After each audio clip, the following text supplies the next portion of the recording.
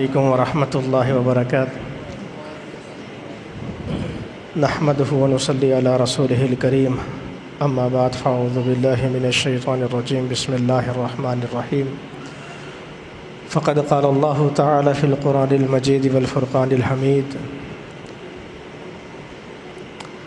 وَلَقَدْ بَعَثْنَا فِي كُلِّ أُمَّةٍ رَسُولًا أَنِ اعْبُدُوا اللَّهَ وَاجْتَنِبُوا الطَّاغُوتَ فَمِنْهُمْ مَنْ هَدَى اللَّهُ وَمِنْهُمْ مَنْ حَقَّتْ عَلَيْهِمُ الضَّلَالَةُ فَسِيرُوا فِي الْأَرْضِ فَانظُرُوا كَيْفَ كَانَ عَاقِبَةُ الْمُكَذِّبِينَ۔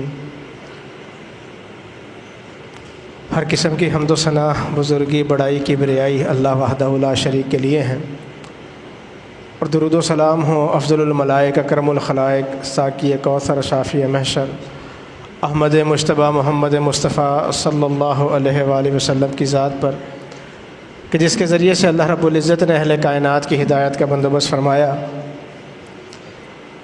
اللہ رب العزت نے اس کائنات میں لوگوں کی اصلاح کے لیے جتنے بھی پیغمبر مبعوث کیے، ان کی دعوت کا جو مرکزی نقطہ تھا وہ یہ تھا کہ لوگوں کو اللہ کی عبادت کی طرف دعوت دیں اور طاغوت سے کی بندگی سے بچنے کی تلقین کریں۔ فرمایا وَلَقَدْ بَعَثْنَا فِي كُلِّ أُمَّةٍ رَسُولًا أَنِ اعْبُدُوا اللَّهَ، تحقیق ہم نے ہر بستی کی طرف، قوم کی طرف رسولوں کو بھیجا تاکہ وہ لوگوں کو اللہ کی عبادت کی طرف دعوت دیں، أَنِ اعْبُدُوا اللَّهَ وَاجْتَنِبُوا الطَّاغُوتَ، کہ لوگ اللہ کی عبادت کریں اور طاغوت کی بندگی سے بچیں۔ منہم من ہدی اللہ، جب نبیوں نے یہ دعوت دی تو کچھ لوگ ایسے تھے جنہوں نے انبیاء کی دعوت پر لبیک کہتے ہوئے اس دعوت کو قبول کر لیا۔ ومنہم من حقت علیہم الضلالہ، اور کچھ لوگ ایسے تھے جنہوں نے انبیاء کی دعوت کو رد کر دیا، توحید کیا، انکار کر دیا، اللہ کی الوہیت، اللہ کی عبادت میں جو شرک کرتے تھے اور انبیاء نے جس چیز سے منع کیا اس کو قبول کرنے سے انکار کر دیا۔ تو فرمایا منہم من حقت علیہم الضلالہ، ایک طبقہ تو ہدایت یافتہ ہو گیا انبیاء کی بات کو مان کر، اور دوسرا طبقہ وہ تھا کہ جس نے انبیاء کی بات کا انکار کر کے اپنے آپ کو ضلالت اور گمراہی کے اندھیروں میں دھکیل دیا۔ فرمایا کہ اگر تم چاہتے ہو کہ ان کا انجام کیا ہوا، فسیروا فی الارض، زمین میں چل پھر کر دیکھ لو، فانظروا کیف کان عاقبۃ المکذبین، دیکھو کہ جنہوں نے انبیاء کی دعوت کو جھٹلایا، اللہ رب العزت کی توحید کا انکار کیا، ان کا انجام کیا ہوا۔ تو جو بستی، جو قوم، جو قبیلہ انبیاء کی دعوت کو رد کر دے، انبیاء کی اتباع ترک کر دے اور انبیاء کی دی ہوئی توحید چھوڑ دے، وہ اس قابل ہو جاتی ہے کہ وہ اللہ کی عذاب کی مستحق ہو جائے۔ اللہ رب العزت کو ایک ماننا اور ایک اللہ رب العزت کی ماننا، یہی توحید ہے۔ اگر اللہ رب العزت کی ذات کو ایک ماننا یہ توحید ہے، تو اللہ رب العزت کی ذات میں کسی کو ساجی، کسی کو شریک ماننا یہ کیا ہے؟ یہ شرک ہے۔ جس طرح اللہ رب العزت کی اسماء و صفات کو کامل اللہ کے لیے ثابت کرنا یہ توحید اسماء و صفات ہے، اسی طرح اللہ کی اسماء و صفات کو کسی غیر میں تسلیم کرنا یا عقیدہ رکھنا کہ اللہ کی ان صفتوں کے اندر کوئی نقص ہے، کوئی عیب ہے، یہ شرک ہے۔ اسی طرح اللہ کی اکیلے عبادت کرنا، اکیلے اللہ کی عبادت کرنا یہ توحید ہے۔ تو اللہ کی عبادت میں کسی کو شریک کرنا یہ کیا ہے؟ یہ شرک ہے۔ اور صرف اللہ کی عبادت کرنا یہ اللہ کا حق ہے۔ سیدنا معاذ بن جبل رضی اللہ تعالیٰ عنہ کہتے ہیں کہ میں رسول اکرم صلی اللہ علیہ وسلم کے ساتھ سواری پہ سوار تھا، رسول اکرم صلی اللہ علیہ وسلم نے مجھ سے سوال کیا، اتدری یا معاذ ما حق اللہ علی العباد وما حق العباد علی اللہ، معاذ کیا آپ یہ بات جانتے ہیں کہ اللہ کا بندوں پر اور بندوں کا اللہ پر کیا حق ہے؟ معاذ بن جبل رضی اللہ تعالیٰ عنہ عرض کرنے لگے اللہ و رسولہ عالم، کہ اس بات کو اللہ اور اس کا رسول بہتر جانتے ہیں۔ نبی رحمت علیہ الصلوۃ والسلام ارشاد میں حق اللہ علی العباد، اللہ کا اپنے بندوں پر یہ حق ہے، ان یعبدوہ ولا یشرکوا بہ شیئا، کہ بندہ صرف اللہ کی عبادت کرے، اللہ کے ساتھ شریک نہ ٹھہرائے۔ نہ اس کی ذات میں، نہ اس کے اسماء و صفات میں، نہ اس کی عبادت میں۔ عبادت کی ہر صورت اللہ کے لیے ہے، کسی صورت میں کسی کو شریک نہیں کیا جا سکتا۔ وحق العباد علی اللہ، اگر اللہ کا بندوں پر حق ہے تو بندوں کا بھی کچھ حق اللہ پر بنتا ہے۔ بندوں کا اللہ پر حق یہ ہے کہ اللہ یعذب من لا یشرک بہ شیئا، کہ بندہ اگر اللہ کے ساتھ شرک نہ کرے تو پھر اللہ تعالیٰ اس بندے کو عذاب نہ دے۔ اور اللہ تعالیٰ نے قرآن مجید فرقان حمید کے اندر یہ اعلان کر دیا کہ ان اللہ لا یغفر ان یشرک بہ ویغفر ما دون ذلک لمن یشاء۔ اللہ رب العزت کے حق تلفی اگر کر کے انسان اللہ کے پاس آئے گا، توبہ نہیں کی ہوگی، معافی نہیں ہے۔ شرک کر کے اللہ کے پاس پہنچے گا، اللہ کی بارگاہ میں حاضر ہوگا، نمازیں ہیں، روزہ، حج، زکوٰۃ، صدقات سب کچھ موجود ہے، لیکن نامہ اعمال میں رائی کے ذرے کے برابر شرک لے کر چلا گیا، اس کی ساری عبادت، اس کی ساری ریاضت، اس کی زندگی کی ساری کمائی برباد ہو جائے گی۔ کیوں؟ شرک موجود ہے عبادت کے اندر۔ شرک ہے کیا؟ شرک ہے کیا؟ ہماری ممبر و محراب سے یہ آواز عموماً اٹھتی رہتی ہے کہ شرک نہ کرو، شرک نہ کرو، شرک نہ کرو، اور لوگ تک آ جاتے ہیں کہ یار ان کو اور دوسرا کوئی کام ہی نہیں ہے، یہ ہر دوسرے جمعے میں یہی بات لے کے بیٹھ جاتے ہیں کہ شرک نہ کرو، شرک نہ کرو۔ اس کی ایک وجہ ہے کہ اگر دعوت دی جائے، بلایا جائے، سمجھایا جائے اور توحید کی دعوت نہ دی جائے تو یقین کریں کہ دعوت بیکار ہے۔ انبیاء علیہ تحیت و تسلیم کی زندگی کو اٹھا کر دیکھ لیں، ہر نبی کے دور کا مسئلہ مختلف تھا۔ کسی نبی کے دور میں ناپ تول کی کمی کا مسئلہ زیادہ تھا، کسی نبی کے دور میں قوم زنا میں مبتلا تھی، کسی نبی کی قوم بت پرستی میں مبتلا تھی، آباء و اجداد کی تقلید میں مبتلا تھی، مسائل مختلف تھے۔ لیکن انبیاء نے جب صفائی کا آغاز کیا نا قوم کے عقیدے کی، تو یہ نہیں کہا کہ آپ ناپ تول میں کمی چھوڑ دیں، یہ نہیں کہا کہ آپ زنا چھوڑ دیں، یہ چھوڑ دیں۔ سب سے پہلے لوگوں کو اللہ کی معرفت دلائی، سمجھایا کہ اللہ کے بارے میں اپنا کانسیپٹ کلیئر کر لیں، اپنا نظریہ درست کر لیں، سارے معاملات درست ہو جائیں گے۔ اللہ اکبر۔ بنیادی طور پہ ضرورت اس چیز کی ہے کہ جب دعوت دیں تو توحید سپرمیسی اس کو حاصل ہو، اولین ترجیح توحید ہو۔ جہاں بات کریں اگر توحید کی بات آپ نے نہیں کی، آپ نے لاکھوں مسئلے ڈسکس کر لیے، لاکھوں چیزیں سمجھا لی، اور اس مجلس کے اندر اس جگہ آپ نے توحید کا مسئلہ ڈسکس ہی نہیں کیا، تو وہ مجلس ہی بیکار ہے۔ اس مجلس کا سمجھ لیں کہ اجر ہی نہ رہا۔ والذین آمنوا اشد حبا للہ، ایمان والے تو اللہ کی محبت سے لبریز ہوتے ہیں، ایمان والے تو اللہ کی محبت کو سب سے آگے رکھتے ہیں۔ اللہ اکبر۔ یہی وجہ ہے کہ انبیاء نے سب سے زیادہ کس چیز کو ڈسکس کیا؟ توحید کو ذکر کیا۔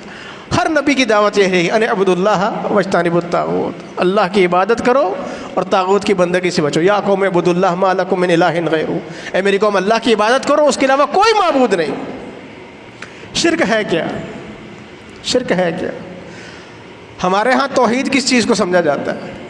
اگر کسی شخص سے ہم پوچھیں کہ آسمان اور زمین کو کس نے بنایا، وہ کہے اللہ نے بنایا۔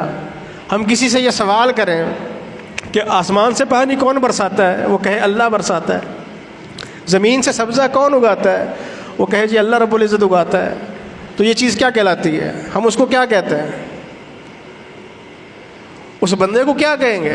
مسلمان ہی کہیں گے نا، مسلمان ہی کہیں گے۔ قرآن مجید کو اٹھا کے پڑھیں، قرآن مجید فرقان حمید اس اشکال کو ختم کر دیتا ہے، بات سمجھنے سے تعلق رکھتی ہے۔ اللہ تعالیٰ نے قرآن مجید میں کئی جگہ پر یہ سوال دہرایا، قل، اے پیغمبر آپ ان سے پوچھیں، من یرزقکم من السماء والارض، تمہیں آسمانوں اور زمینوں سے رزق کون عطا کرتا ہے؟ آسمان سے جو بارش برستی ہے کون برساتا ہے؟ زمین سے جو سبزہ اگتا ہے یہ کون اگاتا ہے تمہارے لیے؟ امن یملک السمع والابصار، یہ جو تمہاری سماعت ہے، جو تمہاری بصارت ہے، یہ تمہارے کان ہے، تمہاری جو آنکھیں ہیں، ان کا مالک کون ہے؟ ان سے آپ سوال کریں۔ من یخرج الحی من المیت ومن یخرج المیت من الحی، زندہ سے مردے کو اور مردہ سے زندے کو کون نکالتا ہے؟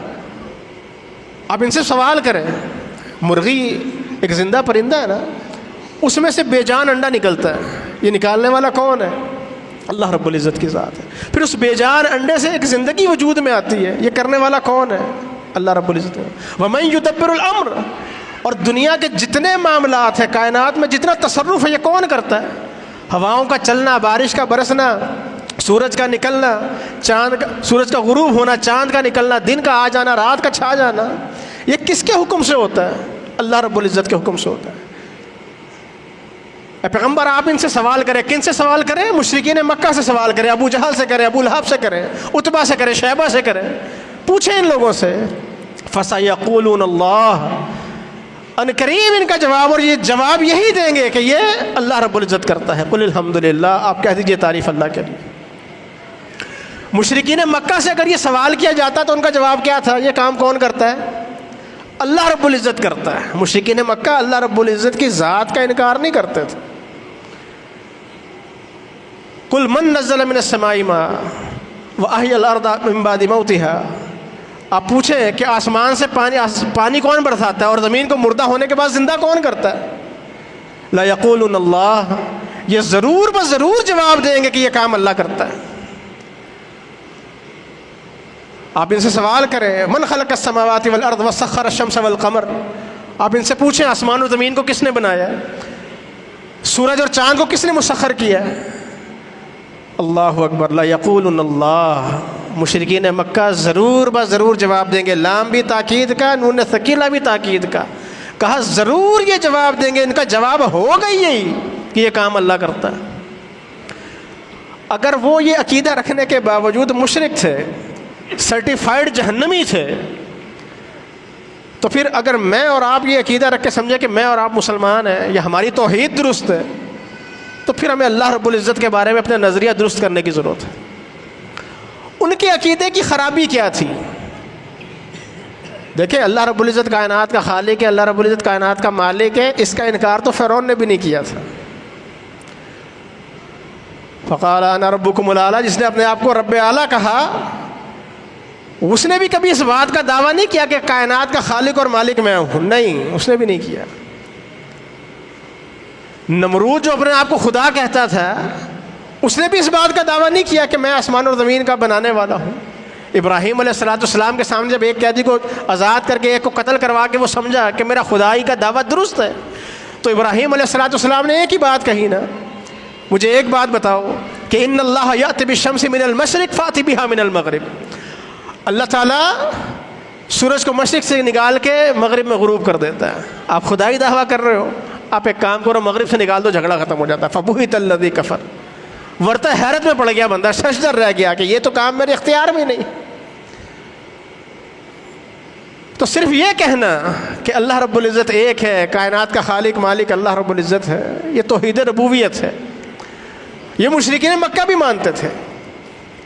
ان میں خرابی کیا تھی؟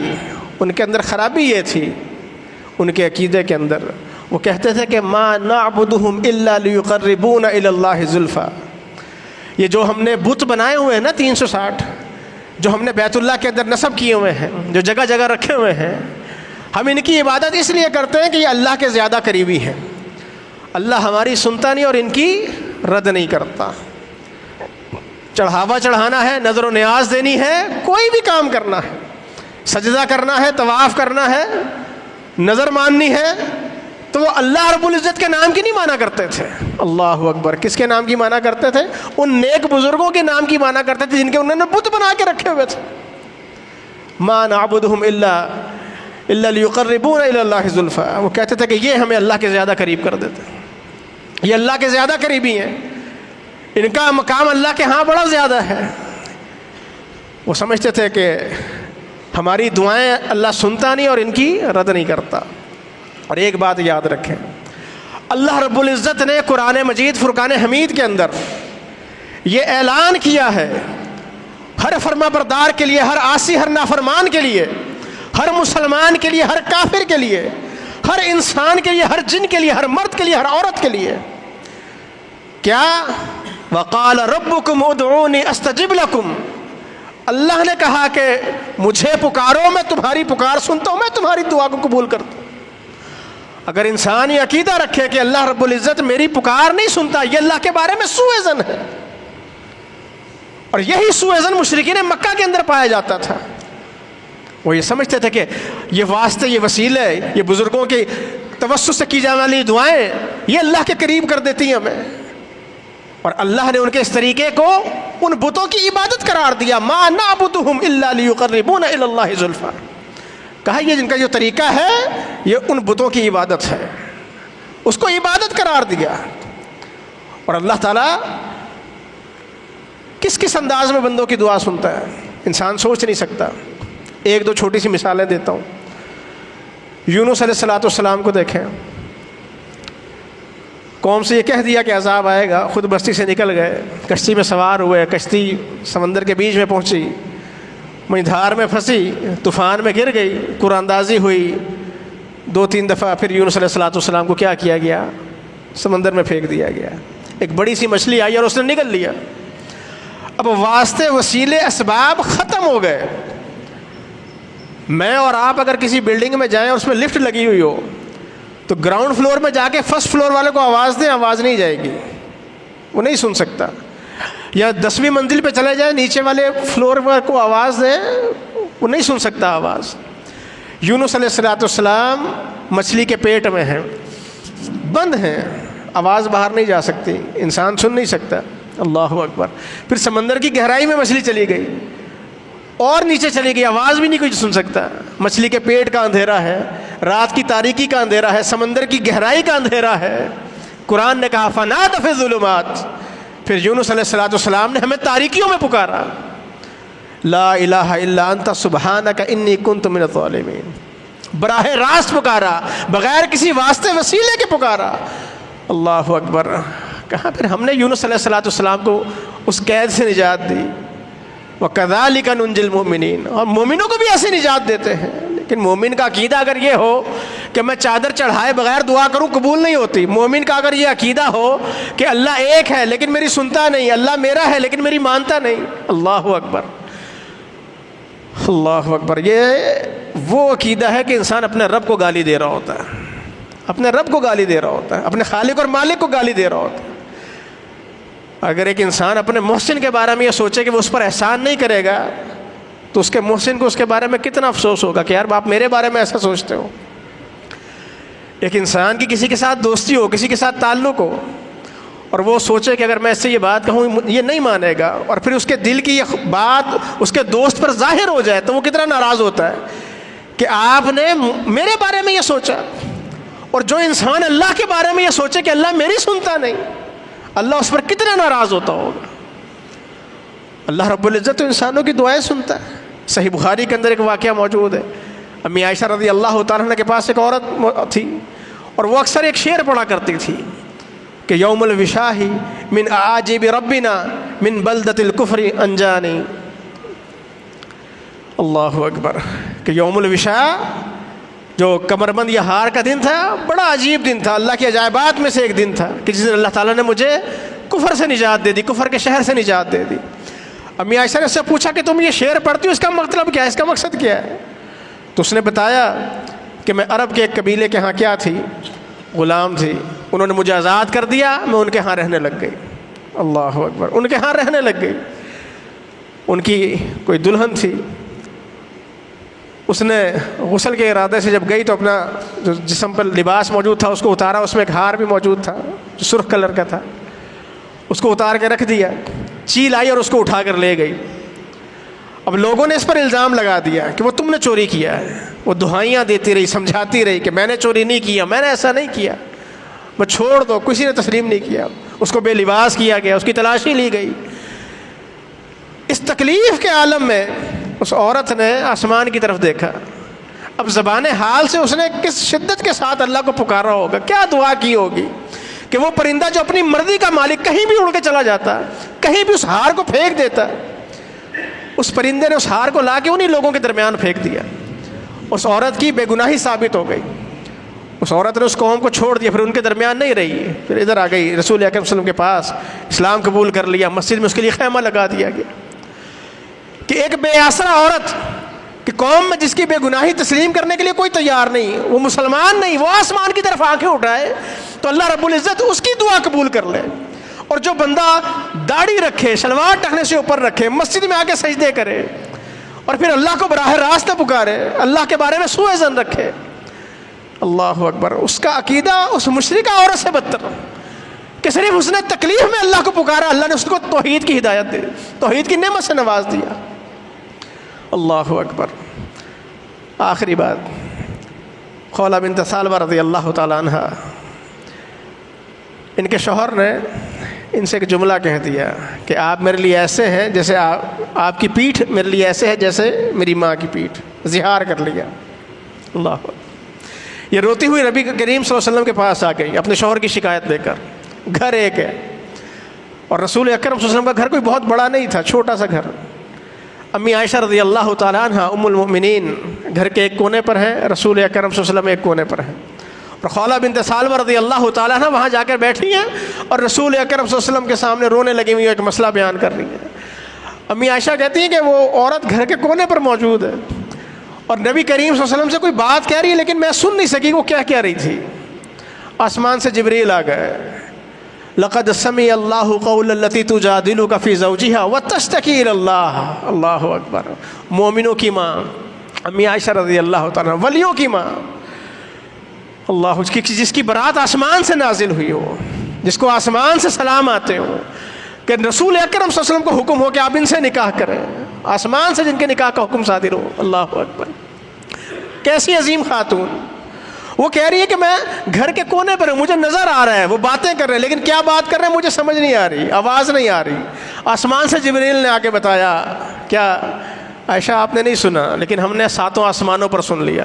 لقد سمع اللہ قول التی تجادلک فی زوجہا وتشتکی الی اللہ۔ وہ اللہ کے حضور شکوہ کر رہی تھی، اللہ کی شکایت کر رہی تھی۔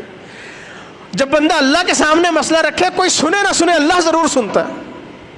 اور مشرکین مکہ کی توحید میں جو عقیدے میں جو سب سے بڑا خلل تھا نا، وہ یہی تھا کہ وہ اللہ کو تو مانتے تھے کہ اللہ کا وجود ہے، اللہ کائنات کا خالق ہے، مالک ہے، بارش بھی وہی برساتا ہے، سب کچھ وہی کرتا ہے، لیکن وہ یہی سمجھتے تھے کہ اللہ رب العزت ہماری سنتا نہیں اور ان کی رد نہیں کرتا۔ اس بدعقیدگی کو اپنے دلوں سے نکال کر پھینک دیں، کیونکہ جب تک یہ بدعقیدگی دلوں کے اندر موجود ہے، ذہن کے اندر موجود ہے، انسان کی نجات نہیں ہو سکتی۔ دوسری غلطی ان کے اندر کیا تھی؟ وہ کہتے تھے کہ ہؤلاء شفاعؤنا عند اللہ، یہ اللہ کے ہاں ہمارے سفارشی ہیں، یہ اللہ کے ہاں ہماری نجات کروا لیں گے۔ آج بھی یہی کانسیپٹ پایا جاتا ہے، بھرے اللہ کی کوئی نہ مانے، اللہ کے رسول کی کوئی بات نہ مانے، فلاں کے ہاتھ پر بیعت کر لے، فضا کے مزار پہ چادر چڑھا لے، وہ پیر صاحب جہنم کے آگے چارپائی لگا کے بیٹھ جائیں گے اور جب تک آپ کی نجات نہیں کروائیں گے خلاصی نہیں ہوگی۔ ایسا نہیں ہو سکتا۔ من ذا الذی یشفع عندہ الا باذنہ، اللہ کے حضور کون سفارش کرے گا مگر اللہ کے اذن سے۔ سفارش کرنے والا اللہ کے اذن سے سفارش کرے گا اور ان کے بارے میں ہی سفارش کر سکتا ہے جس کے بارے میں اللہ نے اجازت دی ہو۔ سفارش ہر کسی کی نہیں ہوگی، اور سفارش اسی کی ہوگی جس کے عقیدے کے اندر توحید موجود ہوگی۔ کسی مشرک کی سفارش نہیں ہوگی۔ نبی کسی مشرک کی سفارش نہیں کر سکتا، نہ ولی کسی مشرک کی سفارش کر سکتا ہے، نہ صدیق، نہ شہید، نہ حافظ، کوئی بھی نہیں کر سکتا۔ اس لیے اللہ رب العزت کے متعلق اپنے عقیدے کو درست کرنے کی ضرورت ہے، اللہ رب العزت کی معرفت حاصل کرنے کی ضرورت ہے۔ قرآن مجید کو ترجمے سے پڑھیں، اللہ تعالیٰ نے جو توحید بیان کی ہے قرآن مجید کے اندر اس کو سمجھے، اور جس شرک کو بیان کیا اس شرک کو سمجھے، اور دیکھیں ٹٹولے کہ کہیں شرک کی وہ قسم میرے اور آپ کے عقیدے کے اندر تو موجود نہیں ہے۔ اس کی بہت زیادہ ضرورت ہے۔ اللہ تعالیٰ سے دعا ہے اللہ تعالیٰ عمل کرنے کی توفیق عطا فرمائے۔ وما علینا الا البلاغ۔